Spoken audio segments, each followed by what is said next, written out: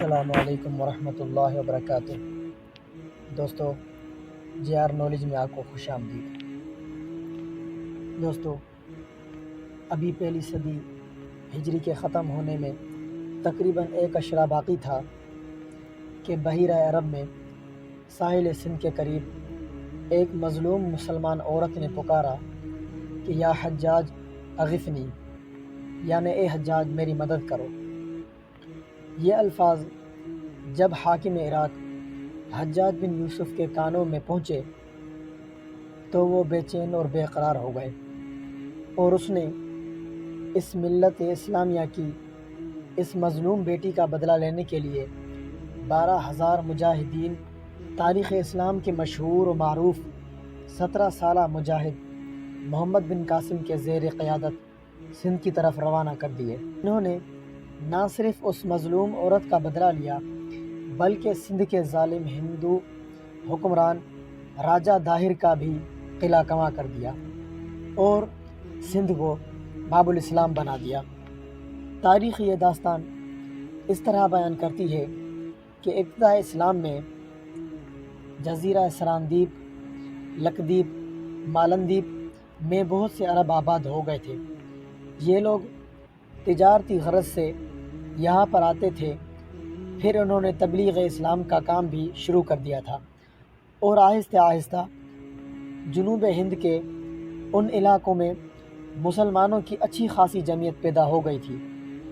سراندیپ کے راجہ نے بھی دین اسلام کو قبول کر لیا تھا اور اس کا سلوک مسلمانوں کے ساتھ نہایت ہی شفیقانہ اور ہمدردانہ تھا۔ اس زمانے میں دمشق میں خلیفہ ولید بن عبد الملک کی حکومت تھی، اور اسی کے ماتحت عراق میں اس کا والی حجاج بن یوسف الثقفی حکمران تھا۔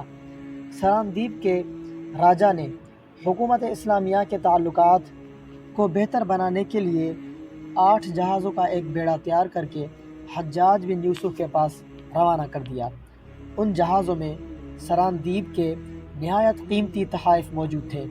ان کے علاوہ سراندیپ کے مسلمان باشندوں میں سے بعض حج بیت اللہ کی سعادت حاصل کرنے کے لیے ان جہازوں میں سوار تھے، اور بعض عرب سوداگر سراندیپ میں فوت ہو گئے تھے۔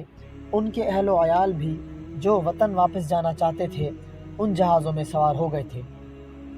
جب یہ جہاز بحر عمان میں داخل ہونے لگے تو سخت ہوا ہو گئی، چنانچہ جہازوں کا یہ بیڑا بے قابو ہو کر سندھ کی بندرگاہ دیبل پر پہنچ گیا، جہاں پر راجہ داہر کے ایک سپہ سالار نے اپنی فوج کی مدد سے ان جہازوں کو لوٹ لیا۔ مسافروں کو، جن میں مرد، عورتیں اور بچے شامل تھے، گرفتار کر کے قید خانے میں ڈال دیا اور جہازوں کو اپنے بیڑے میں شامل کر لیا گیا۔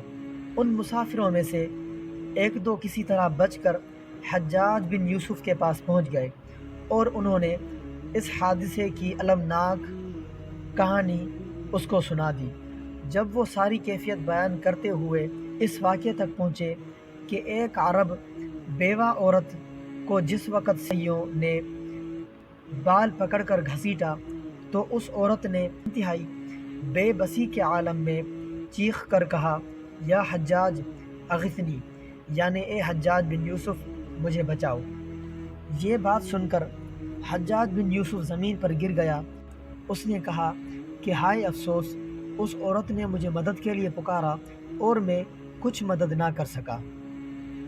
تو دوستو، یہاں تک ہماری ویڈیو مکمل ہوئی، اور انشاءاللہ جلد ہی ہم معرکہ سندھ کی دوسری ویڈیو میں بات کریں گے کہ حجاج بن یوسف نے راجہ داہر کو کیا خط لکھا اور راجہ داہر نے اس کا کیا جواب دیا۔